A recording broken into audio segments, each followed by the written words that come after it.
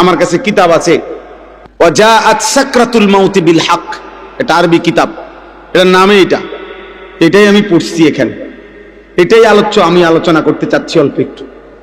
ওইখানে আছে হযরত ওমর ইবনে আব্দুল আজিজ রাহমাতুল্লাহি আলাইহি, বিশ্ববিখ্যাত খলিফা ছিলেন, ইসলামের ইতিহাসের শ্রেষ্ঠ একজন মুসলিম শাসক ওমর ইবনে আব্দুল আজিজ, যাকে ইসলামের পঞ্চম খলিফা বলা হয়। অনেক বড় নেককার বুজুর্গ ছিলেন।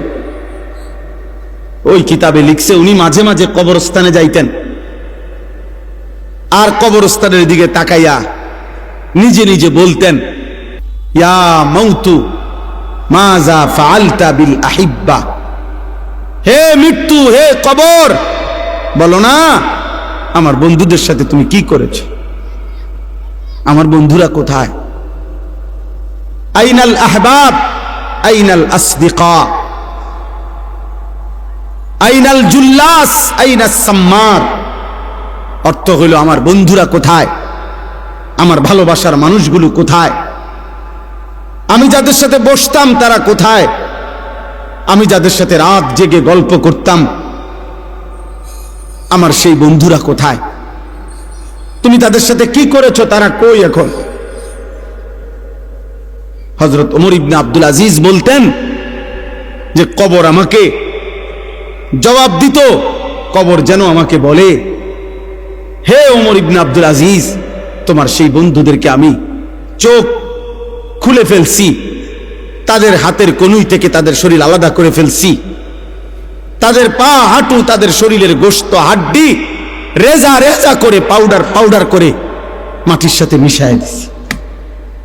আজ তোমার বন্ধুরা কেউ নাই, আজ তোমার বন্ধুরা কেউ নাই। এজন্য দোস্ত এটা মনে রাখো,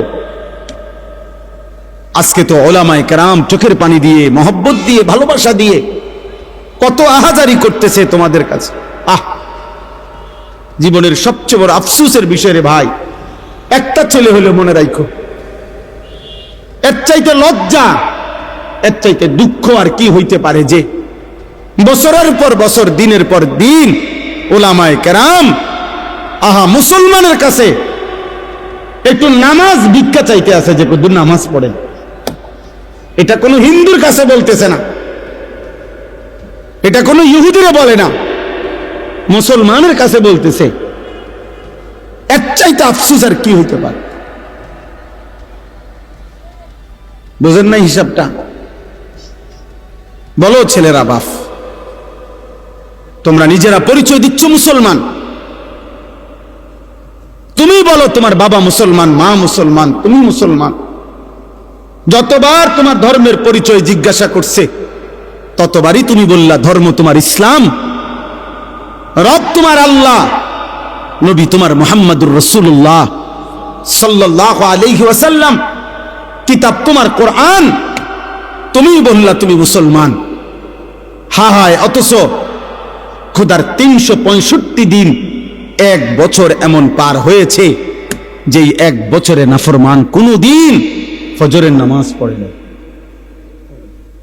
হায় নির্লজ্জ, বেহায়া, এই অসভ্য, কেমনে নিজের পরিচয় দিলা মুসলমান?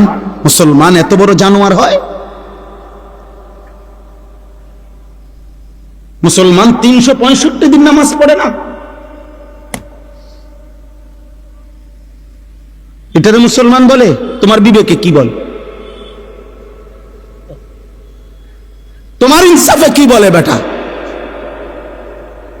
তোমার বিবেকে কি বলে? একটা ছেলে বলো, একজন বাবা বলেন 30 বছর একজন মুসলমান সুদ খায়, এটা মুসলমানের বাচ্চা?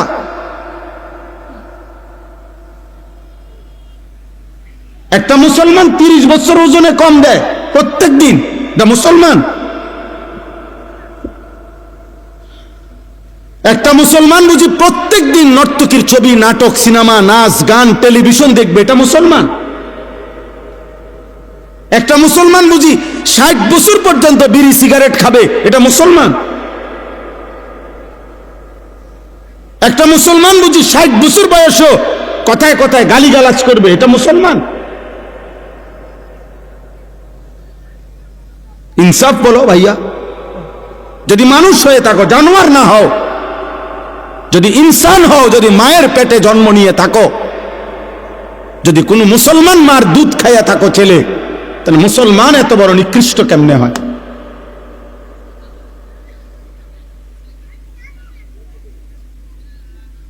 বলো ভাই। রাসূলুল্লাহ সাল্লাল্লাহু আলাইহি ওয়াসাল্লামের সাহাবী হযরতে আনাস ইবনে মালিক, বিখ্যাত সাহাবী আনাস রাদিয়াল্লাহু তাআলা আনহু, নবীজির খাদেম ছিলেন। এই সাহাবী আনাস রাদিয়াল্লাহু তাআলা আনহু ওমর রাদিয়াল্লাহু তাআলা আনহুর জামানায়, হযরতে ওমর যখন ইসলামের দ্বিতীয় খলিফা ছিলেন, তখন পারস্যে একটি যুদ্ধে মুসলিম সাহাবারা যুদ্ধের ময়দানে সাহাবায়ে কেরাম একটানা 24 ঘন্টা, মানে সারা দিন যুদ্ধ করছে, সারা রাত যুদ্ধ করছে। ঘটনাচক্রে ফজরের মুহূর্তে যুদ্ধের ময়দানের অবস্থা এমন তীব্র ছিল যে কোনোভাবে চূড়ান্ত মুখোমুখি দুশ্মনে আর মুসলমানে সাহাবেরা এভাবে ভিতরে ঢুকে গেছে যে যুদ্ধের তীব্র লড়াই চলতেছিল। ওই কিতাবে স্পষ্ট সব তারিখে আছে। ফজরের নামাজ ওয়াক্ত চলে যাইতেছে, কিন্তু মুসলিম সাহাবীরা যুদ্ধের ময়দানে যুদ্ধটা শেষ করতে পারতেছে না কোনোভাবে। কিন্তু তোনারা তীব্র আক্রমণ কইরা শেষ পর্যন্ত যখন আল্লাহ মুসলমানদের বিজয় দিছে, কিন্তু ঘটনাচক্রে এরই মধ্যে সূর্য উঠে গেছে, ফজরের ওয়াক্ত শেষ হয়ে গেছে। সাহাবায়ে কেরাম সূর্য উঠার পরে গিয়া ফজরের নামাজ কাজা করছে। এই একবার আমি নিজে ইতিহাসের নির্ভরযোগ্য কিতাবে পড়ছি রে ভাই। কিতাবে আছে হযরত আনাস রাদিয়াল্লাহু তাআলা পরবর্তীতে মৃত্যু পর্যন্ত, আনাস রাদিয়াল্লাহু তাআলা লম্বা হায়াত পাইছিলেন, উনি অনেক হায়াত পাইছেন, 90-এর ঊর্ধ্বে।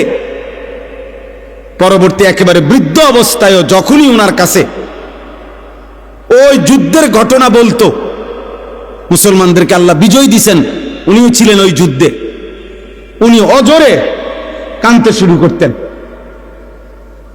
কসম খোদার। তো অন্যান্যরা যখন জিজ্ঞেস করতো যে আনাস রাদিয়াল্লাহু তাআলা আনহুকে, সাহাবী আপনি এই যুদ্ধের কথা বললেন, কাঁদেন কা?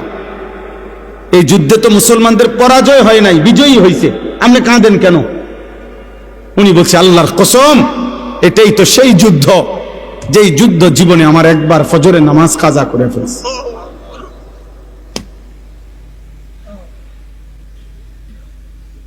যে যুদ্ধ আমার জীবনে একবার ফজরের নামাজ, ওটা মনে হইলেই উনি চিৎকার দিয়া কাঁদতেন, হ্যাঁ হ্যাঁ আমার জীবনে একবার তো, একদিন আমার জীবনে ফজরের নামাজ তো কাজা হয়েছে, এটা তো সেই যুদ্ধ, আমি বিজয় দিয়ে করব কি, আমার তো ফজর ছুটে গেছে।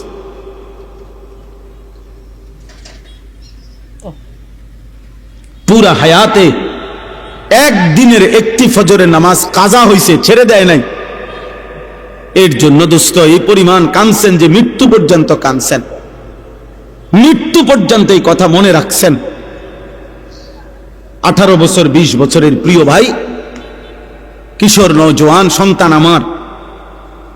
আমার 16 বছরের সন্তান আছে, তাইলে তোমরা যাদের বয়স 16, তুমি আমার সন্তান, তুমি আমার সন্তান। আমি তোমারে বললাম 18 বছর 20 বছরের ছোট ভাই, তোকে আমি বললাম, জানতে চাইলাম তোমার কি মনে আছে মোট তোমার এই পর্যন্ত কতগুলো ফজরের নামাজ ছুটে গেছে?